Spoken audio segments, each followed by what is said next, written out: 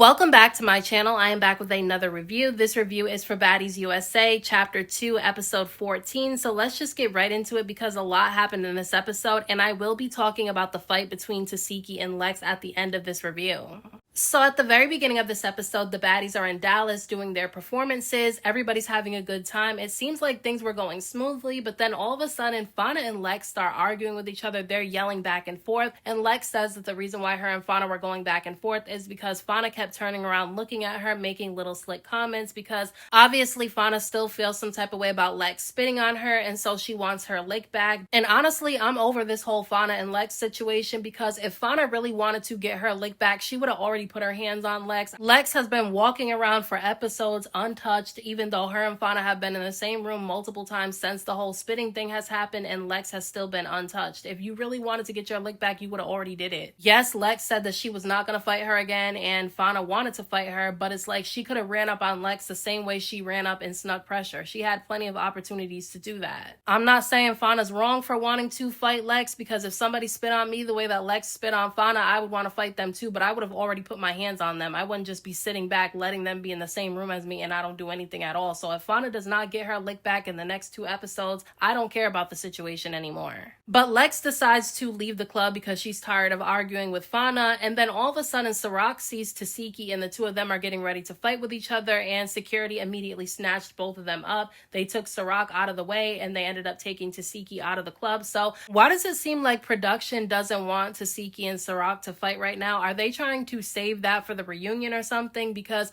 I feel like every time it's time for Sirach and Tesehki to fight, security doesn't really let it happen. But the next day, Natalie ends up having a talk with Lex, Cold Killer, Rolly, and Diamond. And look, Cold Killer said that she did tase Tinka, but the tasing wasn't originally supposed to be for Tinka. She said that it was supposed to be for Dolly, but because Dolly didn't go to the club that night, she ended up getting Tinka instead, because she already had an issue with Tinka because Tinka fractured her face. And Lex definitely felt some type of way about Cold Killer saying that tasing was supposed to be for Dolly, and she kind of made that clear in this conversation. So I don't really feel like it's gonna be possible for Lex and Cold Killer to really be cool with each other. I mean, they don't have to fight, but I don't think they'll ever be fully cool, because obviously Fauna and Big Lex have issues, and I don't think there's any resolving that. And then Cold Killer and Dolly have issues, and Lex clearly did not like the things that Cold Killer was saying about Dolly in this conversation. So I just don't feel like they're gonna actually be able to be cool with each other. But Lex was absolutely right when she said that she doesn't feel like Cold Killer should have been tasing people and antagonizing people when she knows that she can't be touched because she has a fractured face. That's the same way I felt about Anna a few seasons back, when she actually had a fractured face as well, but she was antagonizing people knowing that people could not put their hands on her. So I just feel like if you're injured and you can't fight, you should probably leave people alone. And I was glad that Natalie put her foot down in this conversation. She said that she's tired of the outsiders, she's tired of weapons, and she did not like that Cold Killer tased Tinka in the club. She said that she had already had a conversation with Cold Killer that night that she did it because she felt some type of way about it, and she definitely was not happy with Summer throwing a bottle in the club, because that could have hit anybody and somebody could have got seriously injured.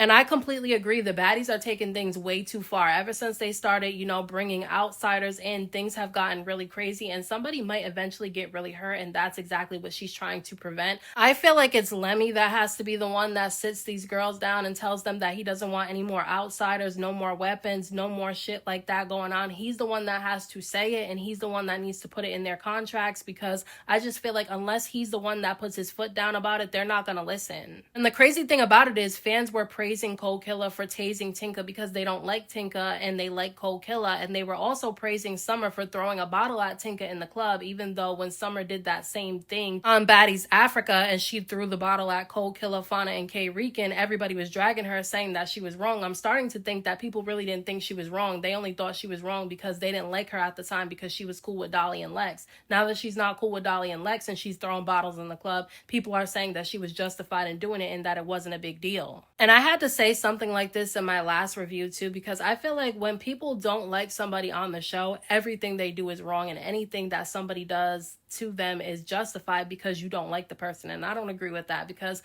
I just feel like just because you don't like a person on the show doesn't mean that everything they do is wrong. And just because you like somebody on the show doesn't mean that everything they do wrong is justified because you like them. Because you'll make excuses for somebody you like doing something wrong, but when it's somebody you don't like who does something wrong, you drag them for filth for it. Sometimes I feel like I'm not watching the same show, or am I the one that's crazy? Because I feel like when you watch these shows, even if you have your favorites, which we all do, I do feel like you should still be an unbiased watcher. And so even if you like somebody, you should be able to say they're wrong. Like, I like Lex, but I did think that it was wrong that she spit on Fauna. I thought it was nasty and I thought it was beneath her to do it. So I said that she was wrong for doing it. Even if you like someone, you should still be able to say when they're wrong.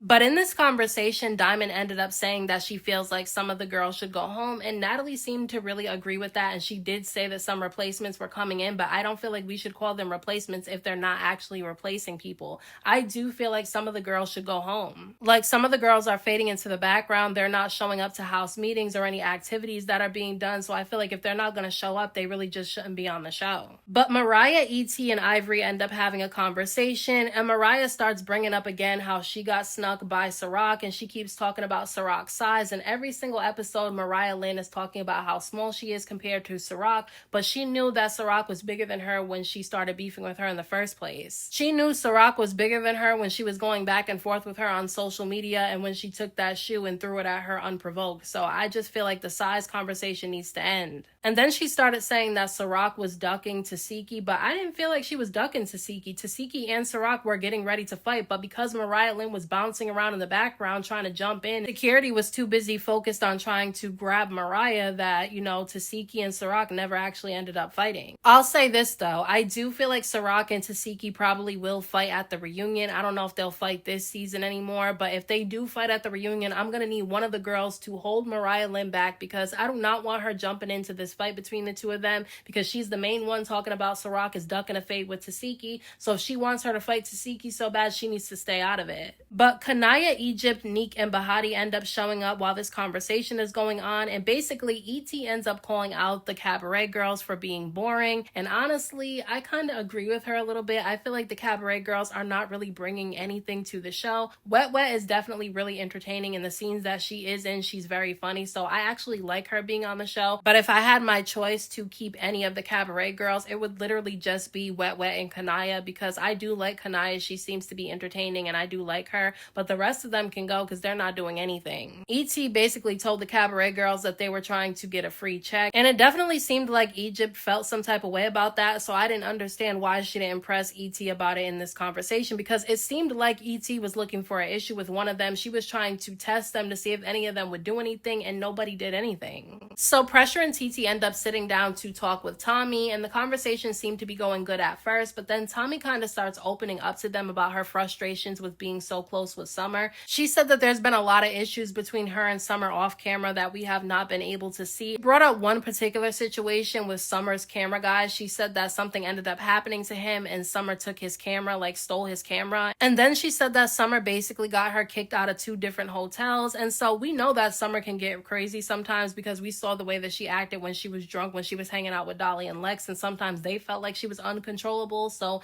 if Tommy's saying that you're doing too much and it's too much for her, then you know you're too much, because Tommy is too much. But then Pressure has to go and say that she was in prison with Tommy's mom, and that was fine. I feel like Tommy was okay with that, like, oh, okay, you went to prison with my mom. But then she started saying that Tommy's mom was telling her that Tommy was not looking out for her and that she wasn't doing anything for her, and that's when Tommy got triggered. Now, I can understand why some people felt like, Tommy was doing too much because they didn't feel like Pressure meant any harm by it, but if you know Tommy's relationship with her mom, it's a very toxic relationship. So if you mention anything about Tommy's mom and her mom saying something about her, you're definitely going to get a reaction out of Tommy, and that's exactly what happened, because things started to get pretty heated. Like, Tommy even called her mother up on the phone and was kind of going off a little bit, because she feels like she has been helping her mom out, so why would her mom tell Pressure that she wasn't helping her at all? And she was kind of coming at Pressure a little bit too, and Pressure didn't really want that with Tommy. She didn't want to get into a fight with Tommy, so she was trying to shut it down and make it seem like she didn't mean any harm by it. But Pressure definitely shouldn't have mentioned anything about Tommy's mom. But Persuasion ends up meeting up with Hurricane M, Fauna, and Ciroc, and she basically tells them that she realized that Baddies is not for her anymore. The environment is just not her vibe anymore, so she's leaving.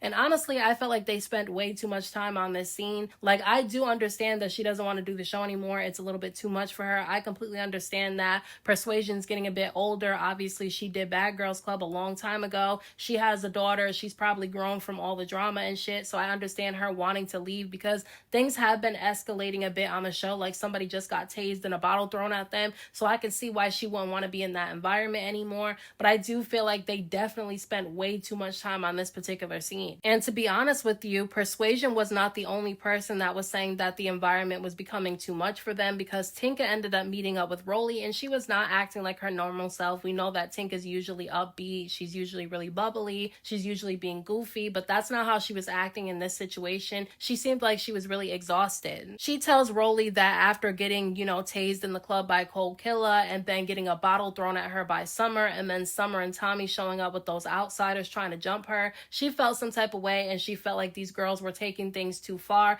And before she ends up taking things too far, she decided that she was going to go home and be with her daughters. And I feel like she did the right thing for herself, because I truly do feel like it was wrong what happened to her. Like, I'm not the biggest Tinka fan, but she didn't deserve to be tased in the club, nor did she deserve a bottle to get thrown at her. And the fact that there were people in the comment sections on social media celebrating that was crazy to me. So Rolly ends up going to the club to get all the baddies together, because it's kind of like a little house meeting. She wanted to let them know that 4 replacements were coming in. I don't know who else is going to go home, because there's already 4 replacements coming in and 3 girls that recently ended up going home. Kay Rican went home, Persuasion just said that she was going home, and now Tinka said she was going home. So that's 3. So we need at least 1 more girl to go home. So all the baddies end up showing up to the club to meet up with Rolly. They're dancing with the strippers, having a good time. I thought Dolly and Lex's entrance was really cute. Their outfits were really cute for Cinco de Mayo, and they were just happy and smiling. I like the 2 of them together. I honestly really do like them together, because they cheer each other on. They are a duo, but they do their own things. They're cool with separate people, but then they're cool with the same people, but they have each other's back. Like, if somebody's going to jump in on one of them, they're both going to be there to stand in the paint. So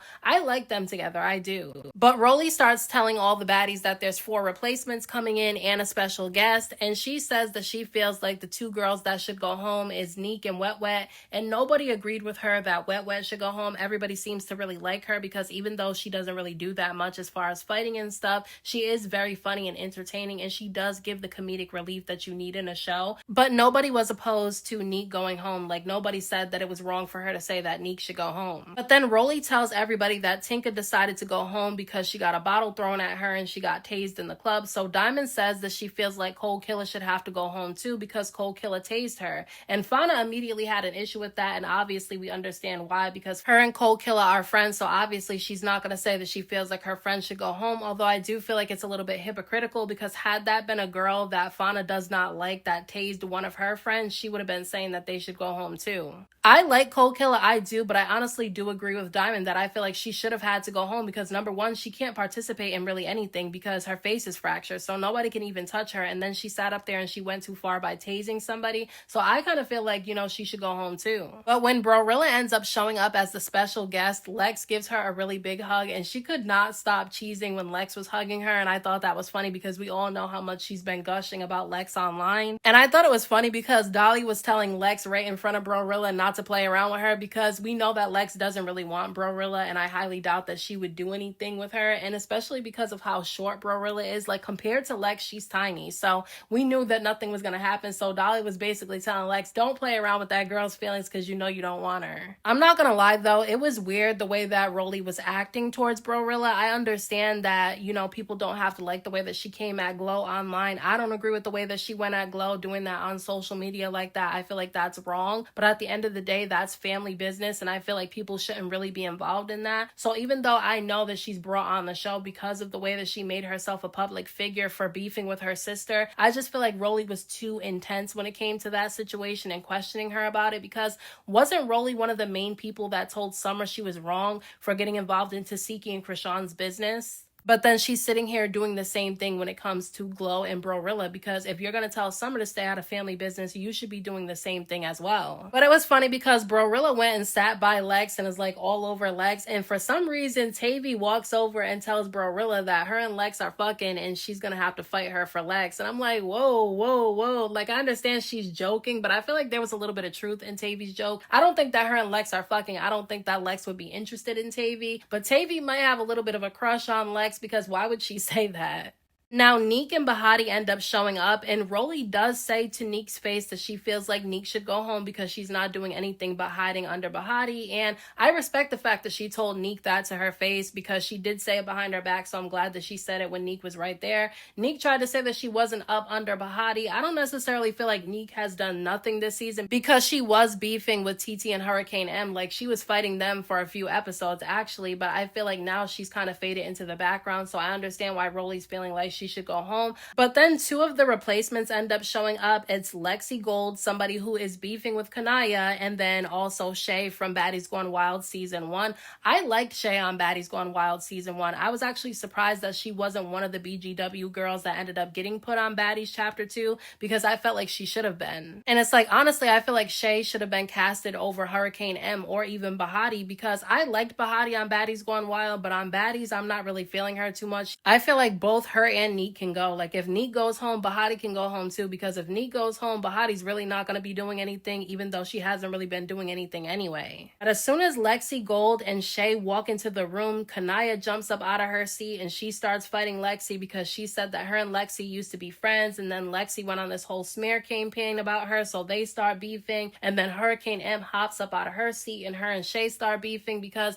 obviously they were beefing all throughout Baddies Gone Wild Season 1, so obviously when they see each other again, they're going to end up fighting. It looked like Shay was working Hurricane M though in their second round that they had, because Hurricane M to me can't really fight. I felt like, you know, it only seemed like she can fight on Baddies Gone Wild because the only person that she was fighting was Jaden, and Jaden could not fight and was not a fighter, so I feel like Shay was kind of working her a little bit. But before I end this video, I wanted to talk really quickly about the boxing match that happened between Tesehki and Big Lex this weekend. Yes, I watched the whole thing. I watched their fight from start to finish, and I feel like Lex won fair and square. I honestly don't know how anybody who watches Baddies on the regular and has seen Tesehki and Big Lex fight people on the show watch this boxing match and think that it was rigged. If you watch Baddies on the regular, you know that both Tesehki and Big Lex have their own fighting styles. Tesehki comes with force and power behind her hits. She's not somebody who swings first. She lets the other person walk up and swing on her, and then once you're done swinging, she swings on you a couple of times, and that's when you end up damaged.